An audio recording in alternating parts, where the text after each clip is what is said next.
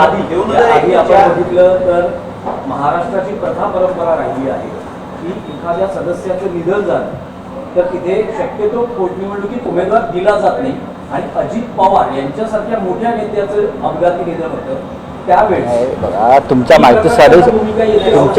माहितीसाठी सांगतो, पिंपरी चिंचवडचे आमदार लक्ष्मणराव जगताप यांच्या निधनानंतर तिकडे जी निवडणूक झाली त्या निवडणुकीमध्ये अजित पवार यांच्या पक्षानं स्वतःचा उमेदवार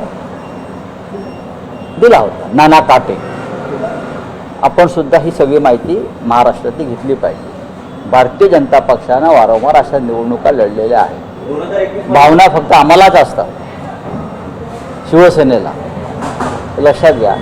पण अश्विनी जगताप यांच्या विरुद्ध अजित पवार यांनी एक तगडा उमेदवार नाना काटे यांच्यासारखा दिला होता आणि त्याने तिथे चांगली लढत दिली होती.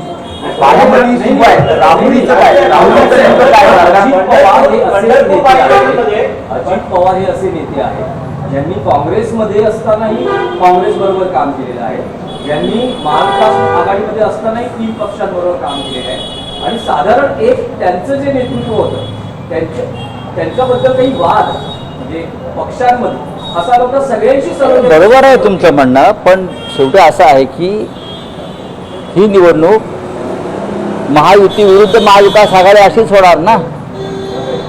म्हणजे भारतीय जनता पक्ष विरुद्ध इतर पक्ष अशीच निवडणूक होणार आहे. सुनेत्राताई पवारांनी माननीय उद्धव ठाकरे यांच्याशी चर्चा केली, हे बरोबर आहे. आता त्यांनी काँग्रेसशी चर्चा केली आहे काय तर याविषयी माझ्याकडे माहिती नाही.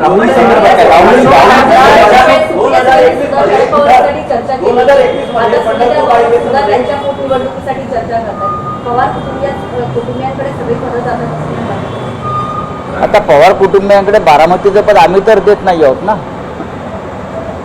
हा अजित पवारांचाच निर्णय होता भाजप बरोबर जाण्याचा आणि आताही सुनेत्राताई पवारांचाच निर्णय आहे भाजप बरोबर राहून निवडणूक लढण्याचा. बारामतीमध्ये पवार कुटुंबाला बरोबर भारतीय जनता पक्ष आहे का किंवा अन्य कोणी याची गरज पडत नाही, यावेळेस तर पडणारच नाही सुनेत्राताईंना. चला और कुछ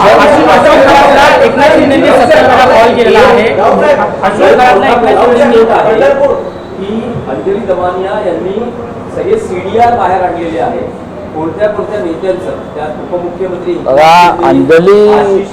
अंजली दमानिया या एक सामाजिक कार्यकर्ता आहेत, पण त्या रॉच्या प्रमुख नाही. त्या रॉचे प्रमुख आहेत का किंवा महाराष्ट्राचं जे काय इंटेलिजन्स डिपार्टमेंट आहे पोलीस खात्याचं त्याच्या प्रमुख आहेत का? नाही. म्हणजेच त्यांना ही सगळी माहिती मुख्यमंत्री कार्यालयातून दिल्याशिवाय त्यांच्यापर्यंत पोहोचणार नाही. इतकी गुप्त माहिती जी आहे, इतकी गुप्त माहिती कोणी व्यक्तिगत माणूस देऊ शकत नाही. बरोबर आहे. आता त्यांचे आणि मुख्यमंत्र्यांचे किंवा भाजपचे संबंध आहेतच ना, हे का तुम्ही अमान्य करू शकत नाही. पण तरी ती माहिती त्यांच्या माध्यमातून जर सरकार बाहेर काढत असेल याचा अर्थ सरकारच्या टार्गेटवर कोणीतरी आहे.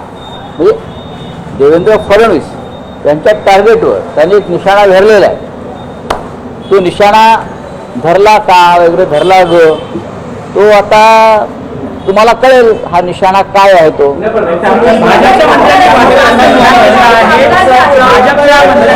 टार्गेटवर